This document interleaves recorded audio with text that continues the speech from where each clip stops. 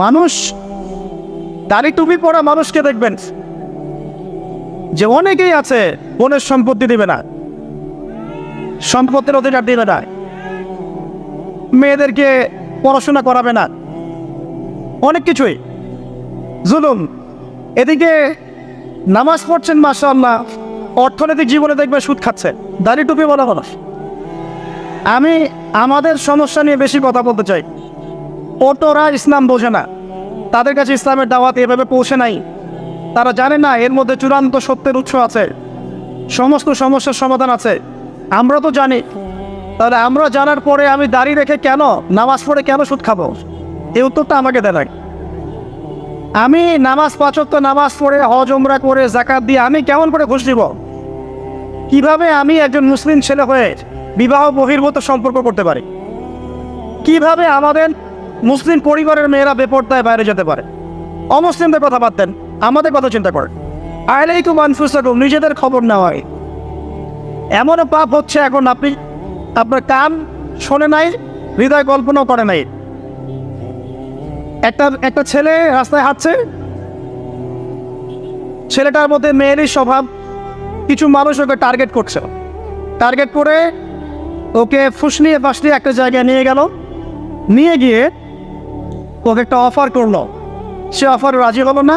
তারপর তাকে মনে করেন ওই যে অজ্ঞান পার্টি আছে না, একটু অজ্ঞান করে ফেলে একটা গোপন জায়গায় নিয়ে গিয়ে তার যে পুরুষাঙ্গটা আছে এটাকে কেটে ফেলে দিয়েছে, কেটে ফেলে দিয়ে তাকে হিজরাতে দলভুক্ত করেছে। এবং সে এখন রাস্তাঘাটে টাকা তুলে বেড়ায়, একটা অংশ ওদের মনিককে দেয়, এটাই ওর জব। এখানে প্রশাসনের অনেক ভাই আছে আমি জানি, তারা জানে বাস্তবতা কি জিনিস। কল্পনা করতে পারবেন না যে এদের মধ্যে গ্রুপিং আছে, কোথায় থাকবে কে কতক্ষণ কত ঘন্টা, একটা টাইম নির্ধারণ করা আছে। কেউ কেউ স্বেচ্ছায় হিজরা হচ্ছে যাতে করে টাকা কামাই করা যায়। জানেন কোথায় আছেন? একটা মেয়ে একটা বাচ্চাকে নিয়ে ঢাকা শহরের মিরপুরের ফুটপাতে দাঁড়িয়ে আছে, বাচ্চা ওঠে না। দীর্ঘ সময় অবজার্ভ করছে যে বাচ্চা এতক্ষণ ঘুমের কারণ কি। দেখে জিজ্ঞাসা করা হলো বাচ্চা কার? যে বাচ্চাকে দেখে আপনি টাকা তুলছেন বললো আমার বাচ্চা। কিছুক্ষণ পরে একজন তাকে এসে সেভ করে নিয়ে চলে গেল, যেহেতু গন্ডগোল হচ্ছিল। পরে সেই এলাকার স্থানীয় এক ভাই, সেখানকার পলিটিক্যাল একজন ভাই, সে আমাকে বোঝাচ্ছে যে আসলে ভাই বিষয়টা অন্যরকম। কি বিষয়? বিষয়টা হচ্ছে যে এক শ্রেণীর মেয়ে আছে এই শহরে যারা বাচ্চা ভাড়া দেয়, আর এক শ্রেণীর মেয়ে আছে যারা বাচ্চা ভাড়া নেয়। যারা বাচ্চা ভাড়া দেয় তারা এই ভাড়ার বিনিময়ে টাকা পায়, আর যারা ভাড়া নেয় তারা বাচ্চাকে রাস্তায় শুইয়ে দেখায় যে বাচ্চা অসুস্থ, টাকা দেন সাহায্য করেন। তো বললাম যে বাচ্চা এতক্ষণ ঘুমায় থাকে কিভাবে? ভাই বাচ্চা ঘুমায় থাকে না, ঘুমের ওষুধ খাওয়ায় রাখে। ওই বাচ্চার কি অপরাধ? হৃদয় কল্পনা করবেন এমন পাপ মানুষ করছে, আপনার কল্পনার বাইরে মানুষের পাপ। প্রিয় যুবক ভাইরা, এগুলো বলতে গেলে অনেক সময় লাগবে। আখিরুজ্জামানের ম্যাক্সিমাম সাইন এখন স্পষ্ট হচ্ছে। মানুষ আল্লাহর হালালকে হারাম করছে, হারামকে হালাল করছে। সত্যবাদী মিথ্যাবাদী হয়ে যাচ্ছে, মিথ্যাবাদী সত্যবাদী হয়ে যাচ্ছে। মানুষ উঁচু উঁচু বিল্ডিং নির্মাণের প্রতিযোগিতায় ব্যস্ত, মত্ত, দুনিয়ার নেশায় মত্ত। দিনকে মানুষ দুনিয়া উপার্জনের মাধ্যম বানিয়ে গেছে। মানুষ মাদককে হালাল মনে করছে, জেনাকে হালাল মনে করছে। সময়গুলো সংক্ষিপ্ত হচ্ছে, আল্লাহ আযাব গজবগুলো বাড়ছে। বিশ্বাস করেন, মন থেকে একটা কথা বলছেন, আল্লাহর গজব আসা শুধু সময়ের ব্যাপার মাত্র, জাস্ট সময়ের ব্যাপার।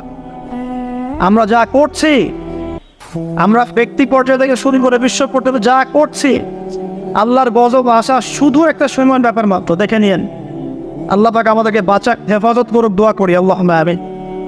আল্লাহর কাছে দোয়া করি, আল্লাহ যে মানুষগুলো এই পৃথিবীতে আছে তোমাকে ডাকছে, নীরবে নিভৃতে তোমাকে ডেকে চোখের পানি ফেলছে, যাদেরকে তুমি এই পৃথিবীতে তোমার অর্পিত দায়িত্ব দিয়েছো, যারা যথাযথভাবে পালন করছে, এদের ওসিলায় হলো আমাদেরকে হেফাজত করো। আমি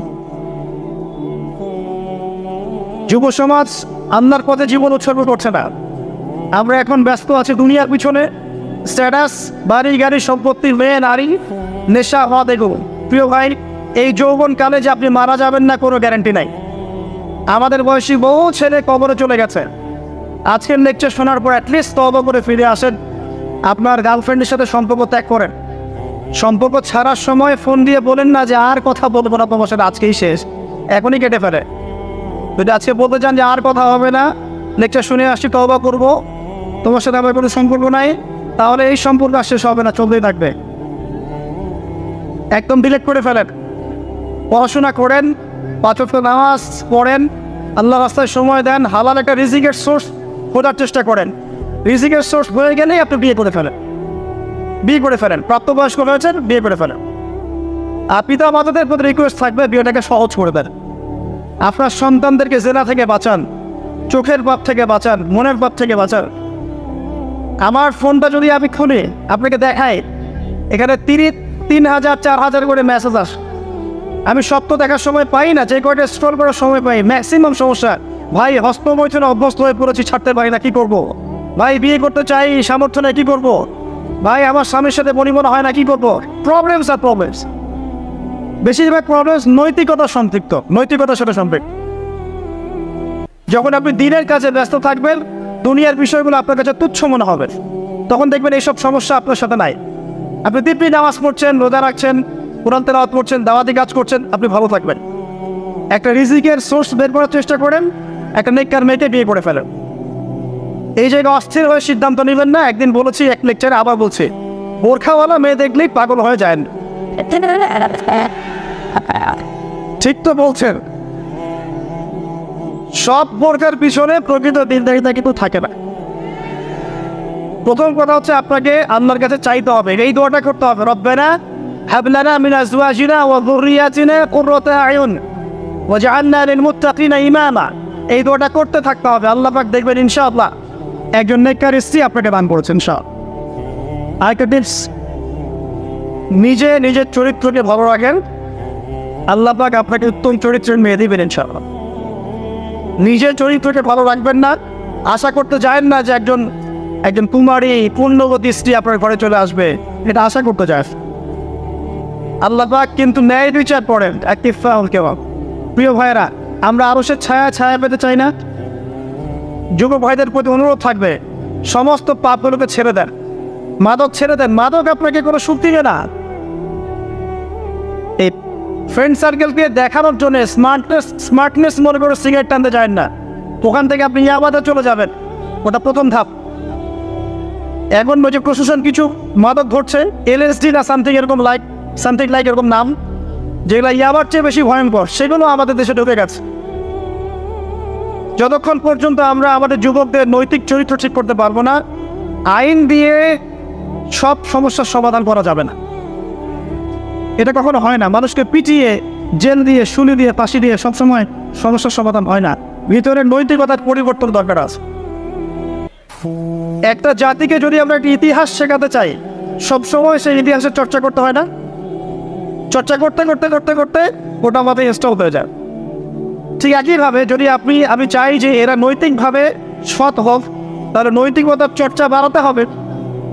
আস্তে আস্তে দেখবেন ইনশাআল্লাহ তারা তাদের মনের মধ্যে আল্লাহর ভয় ঢুকে যাবে। আল্লাহর ভয় একবার ঢুকে গেলে তাকে জেনার অফার করা হলেও সে বলবে আমি আল্লাহকে ভয় করি। তার সামনে মদের পেয়ালা দিলেও বলবে আমি আল্লাহকে ভয় করি।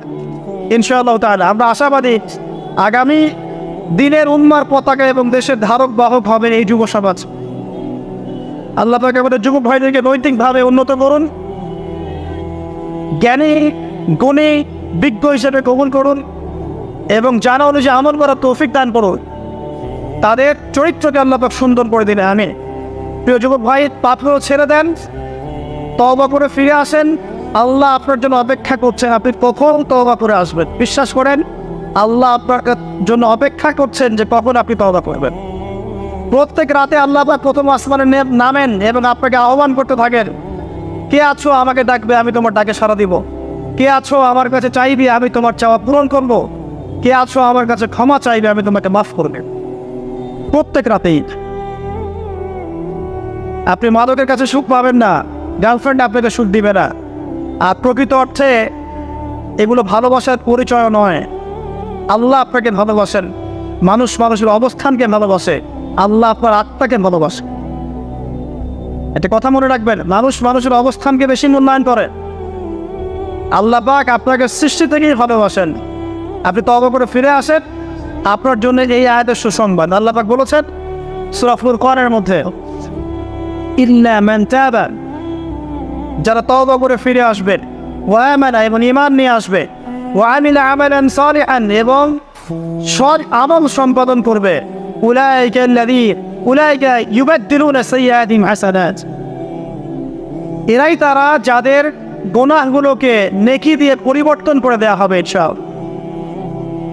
আল্লাহ পাক আবার বলছেন, যারা তওবা করবে, তওবা করে ফিরে আসবে, ঈমান নিয়ে আসবে, বেশি বেশি নেক আমল করবে, এরাই সেই সব মানুষ যাদের গুনাহগুলোকে আল্লাহ পাক নেকি দিয়ে পরিবর্তন করবেন ইনশাআল্লাহ তাআলা।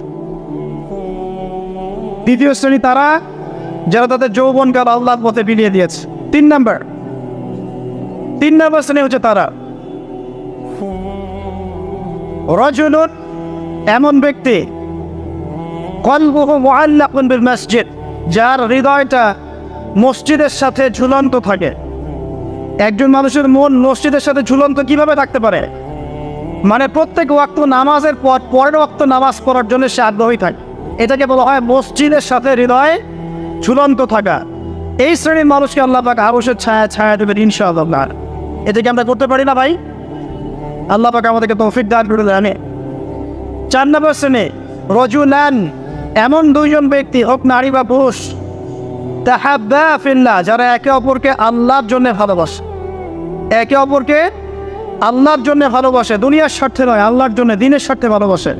ইজতামা আলাইহি ওয়া তাফাররাকা আলাইহি, একত্রিত হয় তারা আল্লাহর জন্য, বিচ্ছিন্ন হয় আল্লাহর জন্য।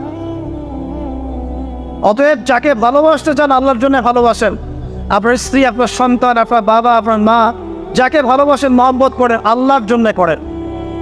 লা নুরিদু মিনকুম জাযাআন ওয়ালা শুকুরা, আমরা তোমাদের কাছে কোনো জাযাও চাই না, কোনো প্রতিদানও চাই না, শুধু আল্লাহর চেহারা চাই, আল্লাহর সন্তুষ্টি চাই।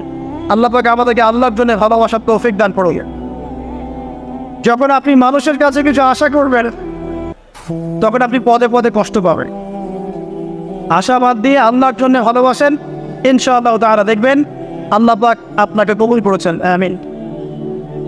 এরপরে রাজুলুন, এমন ব্যক্তি, ভালো করে শোনেন, রাজুলুন এমন ব্যক্তি, দাআতহু ইমরাতুন যাত মানসাবিন ওয়া জামাল, এমন একজন ব্যক্তি যাকে সুন্দরী উচ্চ বংশের কোনো মেয়ে জেনার জন্য আহ্বান করেছে।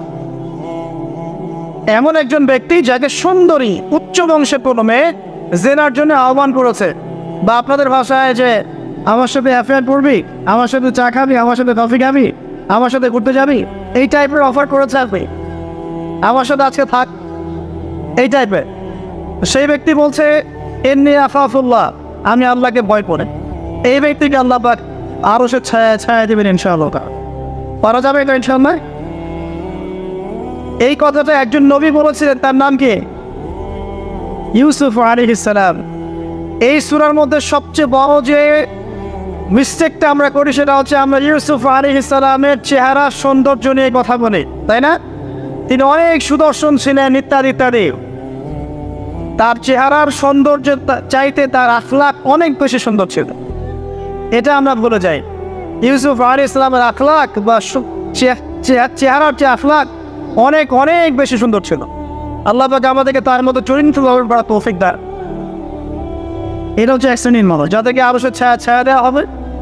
আর এক শ্রেণী হচ্ছে রাজুলুন যাকারাল্লাহা খালিয়ান, এমন একজন ব্যক্তি যে আল্লাহকে নীরবে নিভৃতে স্মরণ করে, গোপনে আল্লাহকে স্মরণ করে, কেউ দেখছে না, সে গোপনে আল্লাহকে স্মরণ করে। ফাদাত আইনাহু, তার চোখ দিয়ে ঝরঝর করে পানি পড়তে হয়। প্রিয় ভাইরা, মনে করতে পারেন লাস্ট কবে আমরা আল্লাহকে স্মরণ করে কেঁদেছি? মনে পড়ে? রমজান মাসে কারা কারা আল্লাহকে স্মরণ করে কেঁদেছেন? হাত তোলেন দেখি। মাশাআল্লাহ, আলহামদুলিল্লাহ। আল্লাহকে স্মরণ করে যারা কাঁদতে পেরেছে তাদের জন্য সুসংবাদ। ওই চোখ জাহান্নামের আগুন দেখবে না যেই চোখ দিয়ে আল্লাহর ভয়ে, আল্লাহর স্মরণে অশ্রু প্রবাহিত হয়েছে। খুশি হননি? সেই চোখ জাহান্নামের আগুন দেখবে না যেই চোখ আল্লাহর ভয় কেঁদেছে। আল্লাহ পাক আমাদেরকে তার ভয় কাঁদার তৌফিক দান করুন। আমিন। আর সর্বশেষ একজন ব্যক্তি রাজুলুন তাসাদ্দাকা বিসাদাকাতিন, এমনভাবে দান সাদাকা করে, এটাকে গোপন করে রাখে, হাত্তা লা তা'লামা শিমালুহু মা তুনফিকু ইয়ামিনুহু, তার বাম হাত জানে না ডান হাত কি দান করেছে। এত গোপনে যে ব্যক্তি দান করে এই ব্যক্তিকে আল্লাহ পাক আরশের ছায়া ছায়া দিবেন ইনশাআল্লাহ। তাহলে এই 7 শ্রেণীর মানুষ যারা মহান আরশের ছায়ায় ছায়া পাবে, অর্থাৎ বিনা হিসেবে জান্নাতে যাবে, যাদেরকে কিয়ামতের মাঠের কোনো কষ্ট স্পর্শ করবে না, আমরা কি এই 7 শ্রেণীর অন্তর্ভুক্ত হতে পারি? আল্লাহ পাক আমাদের সবাইকে তৌফিক দান করুন, আমিন। 1 নাম্বার কি ছিল? ইমামুন আদিল, ন্যায়পরায়ণ শাসক। 2 নাম্বার এমন যুবক যে তার যৌবনকাল আল্লাহর পথে ব্যয় করেছে। 3 নাম্বার কি? এমন ব্যক্তি যার হৃদয় মসজিদের সাথে ঝুলন্ত থাকে। 4 কি? এমন 2জন ব্যক্তি যারা পরস্পরকে আল্লাহর জন্যে ভালোবাসে। 5 এমন ব্যক্তি যে আল্লাহকে স্মরণ করে নীরবে নিভৃতে চোখ দিয়ে অশ্রু প্রবাহিত হয়। 6 এমন ব্যক্তি যাকে কোনো নারী, সুন্দরী নারী আহ্বান করে জেনার জন্যে, সে বলে আমি আল্লাহকে ভয় করি। আর 7 এমন ব্যক্তি যে এত গোপনে দান সৎকা করে যে তার বাম হাত জানে না ডান হাত কি দান করেছে। আল্লাহ পাক আমাদের সবাইকে এই 7 শ্রেণীর অন্তর্ভুক্ত হওয়ার তৌফিক এনায়েত করুন, আমিন। আর একটা ছোট্ট জিনিস শেয়ার করে আমি আলোচনা শেষ করবো। অনেক লম্বা আলোচনা করে আসলে লাভ নাই, মূল কথা অল্প। ইমাম শাফিঈ রাহিমাহুল্লাহর নাম শুনেছেন? ইমাম শাফিঈ রাহিমাহুল্লাহ বলতেন, লাউ আনজালাল্লাহু হাযিহি সূরাতা ওয়াসিআত, আল্লাহ পাক যদি পুরো কোরআন নাযিল না করে শুধুমাত্র এই সূরাটুকু নাযিল করতেন যথেষ্ট ছিল। তিনি আরো বলতেন যে একজন মুসলিমের উপরে কোরআন শিক্ষা করা যেমন ফরজ, ঠিক তেমনি আরবি ভাষাটা শেখাও ফরজ। তিনি এই কথা বলেছেন, আমি বলি না, কিন্তু আমি তার এই মতের সাথে একমত। কোন সূরা? সূরাতুল আসর। আল্লাহ পাক বলছেন ওয়াল আসরি, সময়ের কসম, আপনার হেদায়েতের জন্য যথেষ্ট। সময়ের কসম, মহাকালের কসম, ইন্নাল ইনসানা লাফি খুসর, এই পুরো মানব জাতি ধ্বংসের মধ্যে আছে, ক্ষতির মধ্যে আছে। ইল্লাল্লাযীনা আমানু, তারা নয় যারা ঈমান এনেছে, ওয়া আমিলুস সালিহাত, এবং সৎ আমল করেছে, ওয়া তাওয়াসাউ বিল হক, এবং পরস্পরকে সত্যের উপদেশ দিয়েছে, ওয়া তাওয়াসাউ বিস সবর, এবং পরস্পরকে ধৈর্যের উপদেশ দিয়েছে। এই 4টা গুণ যা অর্জন করতে পারবে ইনশাআল্লাহ তাআলা দুনিয়া এবং আখিরাত উভয় জাহানের যে কোনো ক্ষতি থেকে, বালা মুসিবত থেকে আল্লাহ পাক তাদেরকে হেফাজত করবেন ইনশাআল্লাহ তাআলা। সময়ের কসম কেন? 3টা মেসেজ, একটু মনোযোগ দেন। সময়ের কসমের পিছনে 3টা মেসেজ। 1, সময় আপনার জীবনের সবচেয়ে মূল্যবান জিনিস। সময় চলে যাচ্ছে, হায়াত চলে যাচ্ছে। বরফ গলে যায় যেমন আমাদের দিন রাত চলে যাচ্ছে, হায়াত গলে যাচ্ছে ঠিক ওই রকম। 2 নম্বর মেসেজ, আল্লাহ পাক অতীতকালের দিকে তাকাতে বলছেন। অতীতকালের দিকে তাকিয়ে দেখেন, প্রত্যেক যুগে যুগে যারাই কোরআন এবং সুন্নাহ মানে আল্লাহ এবং তার রাসূলের বিরোধিতা করেছিল, আল্লাহ পাক তাদেরকে সমূলে ধ্বংস করেছেন। এই শিক্ষা আল্লাহ দিতে যাচ্ছে। ফিরআউন ধ্বংস করেন নাই? আল্লাহ পাক ধ্বংস করেন নাই? নমরুদ আল্লাহ পাক ধ্বংস করেন নাই? নূহ আলাইহিস সালামের কওমকে আল্লাহ পাক ধ্বংস করেননি? আদ জাতি, সামুদ জাতি, কওমে মাদিয়ান, এগুলোকে আল্লাহ পাক ধ্বংস করেননি? করেছেন। এখানে মেসেজ সময়ের কসম বলে, এই যে এ যুগেও বা ভবিষ্যতেও যদি কেউ আল্লাহ এবং তার রাসূলের বিরুদ্ধাচরণ করে, আল্লাহ পাক বলছেন তারাও ধ্বংস হবে ইনশাআল্লাহ। ঠিক আছে? আর 3 নম্বর মেসেজ হচ্ছে আমাদের জন্য, সেটা হচ্ছে যারা বিশ্বনবীর উম্মত মুহাম্মদ সাল্লাল্লাহু আলাইহি ওয়াসাল্লামের উম্মত, যারা শেষে এসেছি আমরা, যাদের সামনে কিয়ামত হবে, তারা সবচেয়ে বেশি ক্ষতির মধ্যে আছে। কারণ এই যুগে কিয়ামতের বেশি বেশি নিদর্শনগুলো আত্মপ্রকাশ করবে এবং যত দিন যাবে ফিতনা ফাসাদ তত বাড়তে থাকবে। এই কারণে আমরা বেশি ক্ষতির মধ্যে আছি। প্রতিটা মানুষকে আল্লাহ পাক ক্ষতিগ্রস্ত বলে বলছেন। ক্ষতি 2 প্রকার, 1 নম্বর ইহকালীন ক্ষতি, আর একটা পরকালীন ক্ষতি। ইহকালের ক্ষতিগুলোকে দেখেন, আমাদের যত সমস্যা, পারিবারিক বলেন, সামাজিক বলেন, অর্থনৈতিক বলেন, বৈশ্বিক বলেন, এই সমস্যাগুলো আমাদের হাতের কামাই। এই সমস্যাগুলো আমরা কামিয়েছি। আল্লাহ পাক সূরা রুমের মধ্যে বলেছেন, যাহারাল ফাসাদু ফিল বাররি ওয়াল বাহরি বিমা কাসাবাত আইদিন নাস, জলের স্থলে যত বিপর্যয় ছড়িয়ে পড়েছে এগুলো মানুষের হাতের কামাই। মানুষ ক্ষতির মধ্যে আছে, মানে মানুষ দুনিয়াতে ক্ষতির মধ্যে আছে। আর পরকালের ক্ষতি কি? মানুষকে মৌতের স্বাদ গ্রহণ করতে হবে, কবরের প্রশ্ন, হিসেব নিকেশ। আপনারা বিশৃঙ্খলা করছেন কেন? মিজান, পুলসিরাত, জান্নাত, জাহান্নাম, এগুলো আমাদের পরকালের ক্ষতি। তাই মানুষ এবং জিন জাতি পরকালেও ক্ষতির মধ্যে আছে, আছে না? আছে। 4টা কাজ যারা করবে তারা ক্ষতি মুক্ত। 1 নাম্বার, ইল্লাল্লাযীনা আমানু। এতটুকু শুনে যান, এতটুকুর উপর আমল করে যান, ইনশাআল্লাহ যথেষ্ট হবে। ঈমান যারা এনেছে, ঈমান কি জিনিস? কয়টা বিষয়ের প্রতি ঈমান আনতে হয়? উত্তর হচ্ছে 6টা বিষয়। 1, আল্লাহর প্রতি বিশ্বাস। 2, ফেরেশতা মণ্ডলীর প্রতি বিশ্বাস। 3, নবী রাসূলগণের প্রতি বিশ্বাস। 4, সমস্ত আসমানি কিতাবে বিশ্বাস। 5, পরকালের জীবনে বিশ্বাস। এবং 6, ভাগ্যের ভালো মন্দে বিশ্বাস। এই 6টা বিষয়কে মনে বিশ্বাস করতে হয়, মুখে স্বীকৃতি দিতে হয় এবং কাজেও বাস্তবায়ন করতে হয়। আল্লাহ পাক এই 3টাকে বাস্তবায়ন করার তৌফিক আমাদেরকে দান করুন, আমিন। যারা এভাবে ঈমান নিয়ে আসবে, এরপরে আমলে সালেহ করবে। আমলে সালেহ কি জিনিস? যে আমল কোরআন সুন্নাহ থেকে প্রমাণিত, সেটাই আমলে সালেহ। আল্লাহ পাক যা করতে বলেছেন, রাসূল যা করতে বলেছেন, সেটা যত ছোট হোক যত বড় হোক, সব কিছুই আমলে সালেহ। নামাজ আমলে সালেহ, সাওম, হজ, যাকাত, তাসবিহ, তাহলিল, জিকির, আজকার, কোরআন তেলাওয়াত, সত্য কথা বলা, পিতামাতার খিদমত, সবই হচ্ছে আমলে সালেহ। যত কাজ আল্লাহ কোরআন এবং সুন্নাহয় করতে বলেছেন, তার নবী হাদিসের মধ্যে করতে বলেছেন সাল্লাল্লাহু আলাইহি ওয়াসাল্লাম, সবই হচ্ছে আমলে সালেহ। একই সাথে এই কথাটা মনে রাখবেন, একই সাথে আল্লাহ এবং তার রাসূল যেগুলো নিষেধ করেছেন, সেগুলো না করাও হচ্ছে আমলে সালেহ। যেমন সুদ না খাওয়া আমলে সালেহ, শিরক না করা আমলে সালেহ, বিদআত না করা আমলে সালেহ, আরাম না খাওয়া আমলে সালেহ, টাকনোর নিচে প্যান্ট না পরা আমলে সালেহ, বেপরদায় না চলা আমলে সালেহ, মিথ্যা না বলা আমলে সালেহ। এক কথায় যেগুলো নিষেধ করা আছে, এগুলো থেকে দূরে থাকাও হচ্ছে আমলে সালেহ। আমরা যেটা করি, আমরা ভালো কাজ করতে চাই কিন্তু খারাপ কাজ ছাড়তে চাই না, এটা বড় সমস্যা। ভালো কাজ করতে হবে যেমন, খারাপগুলো ছাড়তেও হবে তাও। আল্লাহ পাক আমাদেরকে তৌফিক দান করুন, আমিন। লাস্টে 2টা কথা, ওয়াতাওয়াসাউ বিল হাক্কি ওয়াতাওয়াসাউ বিস সাবর। ঈমান আমলে সালেহের সাথে আর 2টো কাজ করতে হবে। হকের দাওয়াত। হকটা কি? হক কি আমার মস্তিষ্ক প্রসূত কোনো বিদ্যা, বুদ্ধি, দর্শন, মতবাদ? নাকি হক হচ্ছে আল্লাহ পাকের ওহী? কোনটা? কি বিশ্বাস করেন আপনি? হক কি আমার নিজের মন গড়া বিধান না আল্লাহর ওহী? উত্তর আমরা দিব না, উত্তর কে দিবে? উত্তর কোরআন দিবে।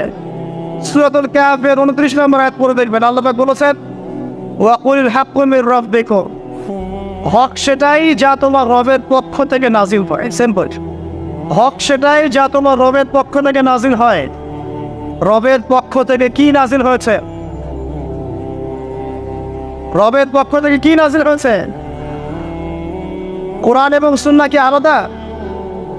আমরা কি খালি কোরআন মানবো, সুন্নাহ মানবো না? কোরআন মানবো, হাদিস মানবো না? নাকি শুধু বিশ্বাস করেন যে কোরআন মানলেই হবে, হাদিস মানার দরকার নাই? কোনটা? আল্লাহর পক্ষ থেকে কোরআন এসেছে, এর ব্যাখ্যা নবীর হাদিসও এসেছে। এই কোরআন এবং হাদিস হচ্ছে হকের চূড়ান্ত মানদণ্ড। কোরআন এবং হাদিসের সাথে যা মিলে যাবে আমরা গ্রহণ করবো, কোনো সমস্যা না।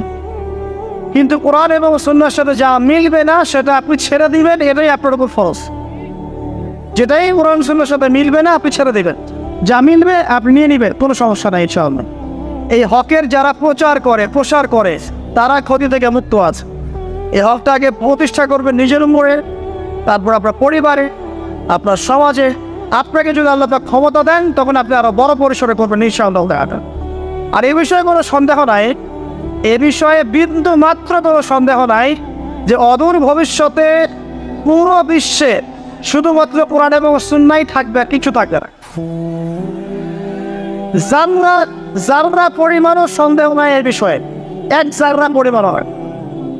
আর 1 জাররা পরিমাণও সন্দেহ নাই যে এটাকে ডিফেন্ড করার জন্যে, ঠেকানোর জন্য ইসলামের বিরোধী শক্তি যারা আছে, এরা ওদের সর্বোচ্চ শক্তি ঢেলে দিবে। এটাও সে ঢেলে দিবে, ভিতর থেকে, বাইর থেকে, ডান থেকে, বাম থেকে, উপর থেকে, নিচ থেকে, সব দিক থেকে ঢালবে। কিন্তু যারা পরিমাণ সন্দেহ নাই যে অদূর ভবিষ্যতে পুরো বিশ্বে শুধুমাত্র কোরআন এবং সুন্নাহই থাকবে, কিছু থাকবে না ইনশাআল্লাহ।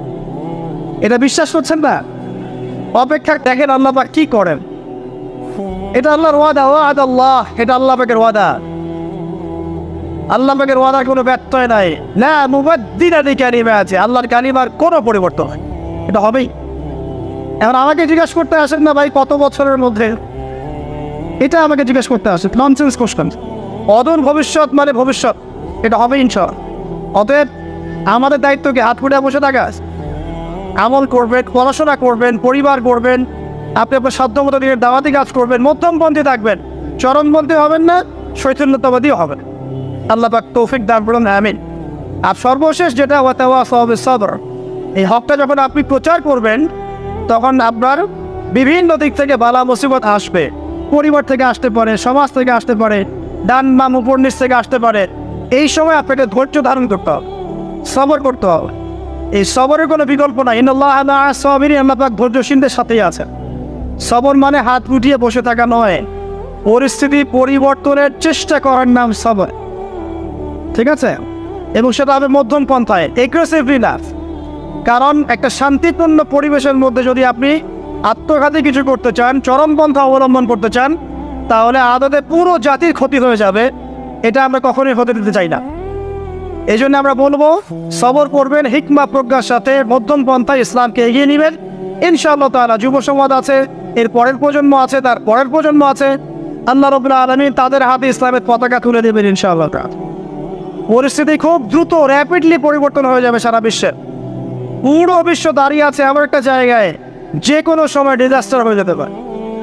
আপনি চিন্তা করছেন 50 বছরের প্ল্যান, এত সময় হয়তো বা আপনি পাবেন না, এত সময় হয়তো বা আপনি পাবেন না। আপনি ভুল করছেন যে আপনি বড় হব, চাকরি বাকরি করব, ব্যবসা বাণিজ্য করবো, তারপরে আল্লাহর পথে ফিরে আসবো। এত সময় হয়তো আপনি নাও পেতে পারেন। আজকের দিনটাকে মূল্যায়ন করেন, ইসলামকে মূল্যায়ন করেন, কোরআন সুন্নাহকে মূল্যায়ন করে ফিরে আসেন, আমল করেন, পড়াশোনা করেন, পরিবার গড়েন, দাওয়াতি কাজ করেন, দিনের খেদমতে কাজ করেন, মধ্যমপন্থী থাকেন।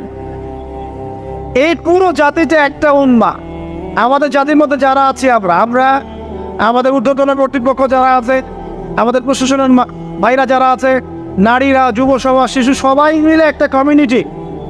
আমরা কেউ কারো শত্রু নই, আমরা কেউ কারো শত্রু নই। এবং কেউ যদি কারো প্রতি আঘাত করে তাহলে নিজের হাত দিয়ে নিজের হাত কাটা হবে। সবাই মিলেই শান্তিপূর্ণভাবে দিন ইসলামকে এগিয়ে নিতে হবে।